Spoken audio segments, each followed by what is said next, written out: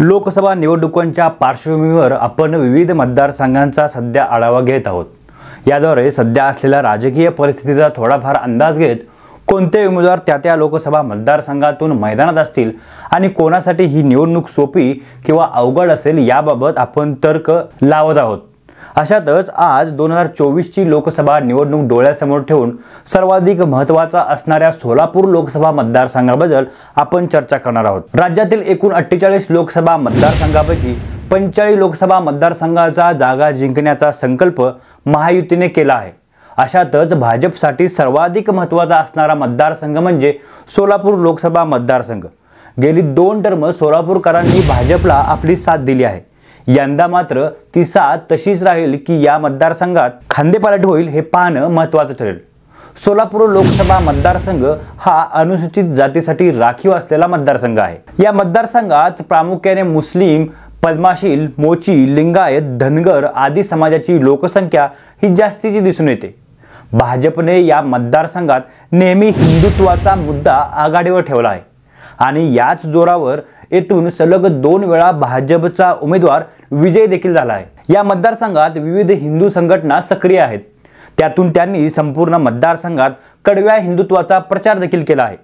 तसेच निवडणुकांच्या पार्श्वभूमीवर हिंदू गर्जना मोर्चा, हिंदू राष्ट्रसभा अशा विविध मोठ्या सभा सोलापुरात झाल्या आहेत। त्यामुळे या मतदारसंघात भाजपने आपले चांगले पाय पसरवले आहेत।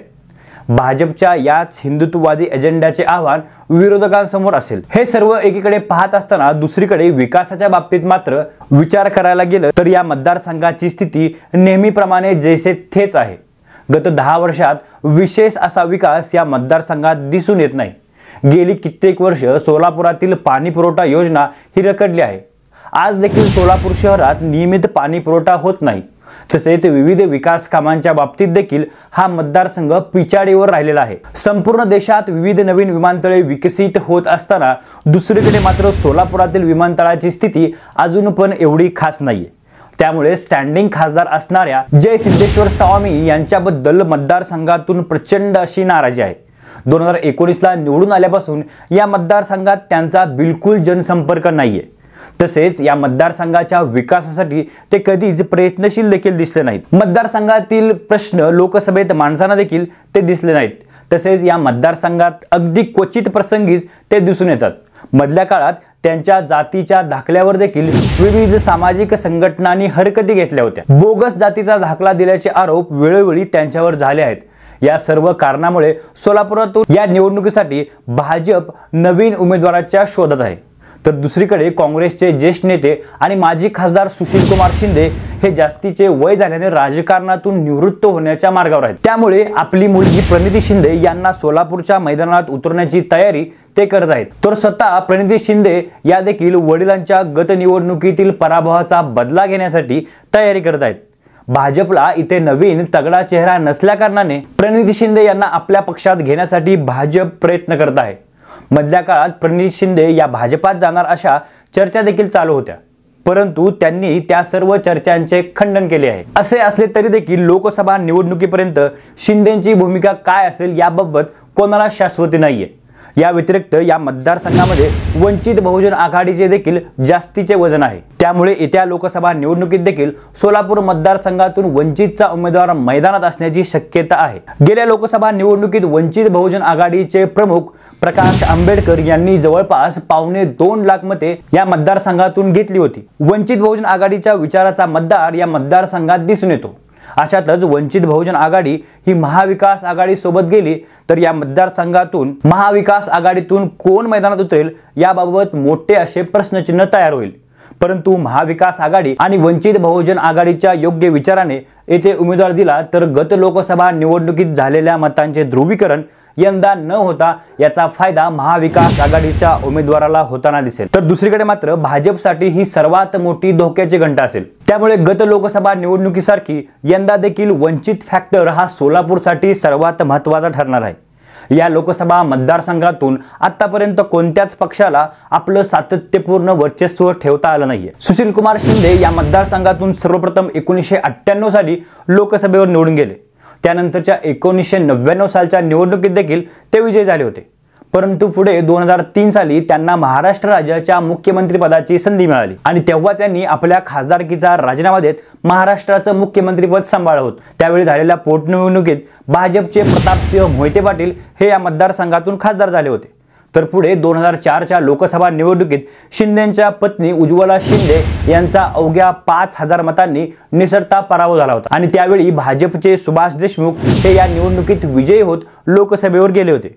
पुढे 2009 सालच्या निवडणुकीत सुशीलकुमार शिंदे हे पुन्हा एकदा या मतदारसंघाचे खासदार झाले। त्यावेळी त्यांना काँग्रेस सरकारमध्ये केंद्रात गृहमंत्री पदाची संधी देखील मिळाली। पुढे नंतरच्या काळात 2014 ला भाजपच्या शरद बनसोडे आणि 2019 ला भाजपच्याच जय सिद्धेश्वर स्वामी यांच्याकडून शिंदे सलग 2 वेळा पराभूत झाले। 2014 ला मोदी लाटेचा फटका हा सुशीलकुमार शिंदे यांना बसला, तर 2019च्या निवडणुकीत वंचित बहुजन आघाडीने घेतलेल्या चांगल्या मतांचा फटका सुशीलकुमार शिंदे यांना बसला होता। परंतु या 2 टर्ममध्ये भाजपचे दोन्ही खासदार हे या मतदारसंघावर आपली छाप ठेवण्यात अयशस्वी ठरले आहेत। त्यामुळे यंदाच्या लोकसभा निवडणुकीत सोलापूर लोकसभा मतदारसंघातून भाजप नवीन आणि तगड्या उमेदवाराच्या शोधात आहे, तर दुसरीकडे महाविकास आघाडीकडून प्रणिती शिंदे या मैदानात असण्याची शक्यता आहे। अशातच वंचित बहुजन आघाडीची भूमिका देखील महत्त्वाची असणार आहे। तसं पाहायला गेलं तर सोलापूर जिल्हा हा 2 लोकसभा मतदारसंघात विभागला गेला आहे। त्यापैकी एक म्हणजे माढा लोकसभा मतदारसंघ, तर दुसरा सोलापूर लोकसभा मतदारसंघ। या मतदारसंघात एकूण 6 विधानसभा क्षेत्रांचा समावेश होतो। त्यामध्ये सोलापूर शहर मध्य, सोलापूर शहर उत्तर, सोलापूर शहर दक्षिण, मोहोळ, अक्कलकोट आणि पंढरपूर मंगळवेढा या विधानसभा मतदारसंघांचा समावेश होतो। त्यापैकी सोलापूर मध्यमधून काँग्रेसच्या प्रणिती शिंदे या आमदार आहेत, तर उर्वरित 5 मतदारसंघांपैकी 4 मतदारसंघात भाजपचे आमदार आहेत। तर एकमेव मोहोळ या मतदारसंघात अजित पवार यांच्या विचाराचे असलेले राष्ट्रवादी काँग्रेसचे यशवंत माने हे आमदार आहेत। तर सोलापूर उत्तरमधून विजय देशमुख, सोलापूर दक्षिणमधून सुभाष देशमुख, पंढरपूर मंगळवेढामधून समाधान अवताडे आणि अक्कलकोट मधून सचिन कल्याण शेट्टी हे भाजपचे आमदार आहेत। एकंदरीत या मतदारसंघाचा विचार करायला गेलं तर या मतदारसंघात महायुतीची ताकद ही सर्वाधिक दिसून येते। परंतु सोलापूरच्या गत 2 खासदारांच्या नाकारतेपणामुळे मतदारांमध्ये भाजपबद्दल तीव्र नाराजी दिसून येते। त्यामुळे या मतदारसंघातून नवीन तगडा चेहरा उतरवणे भाजपसाठी गरजेचे असेल। अशातच भाजपचे माळशिरस तालुक्याचे विद्यमान आमदार राम सातपुते, माजी खासदार शरद बनसोडे आणि अमर साबळे यांची नावे आघाडीवर दिसत आहेत। परंतु भाजप या मतदारसंघातून नक्की कोणाला मैदानात उतरणार हे आत्ताच सांगणं अशक्य आहे।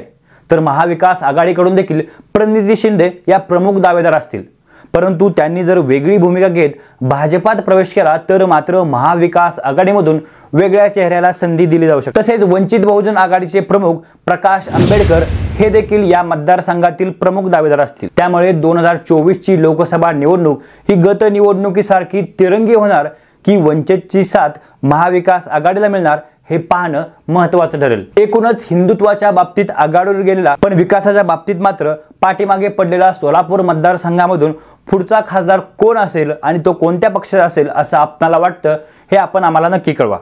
आणि हा सोलापूर मतदारसंघामधील विस्तृत व्हिडिओ आपल्याला कसा वाटला हे देखील कमेंट बॉक्समध्ये सांगायला विसरू नका। तोपर्यंत धन्यवाद।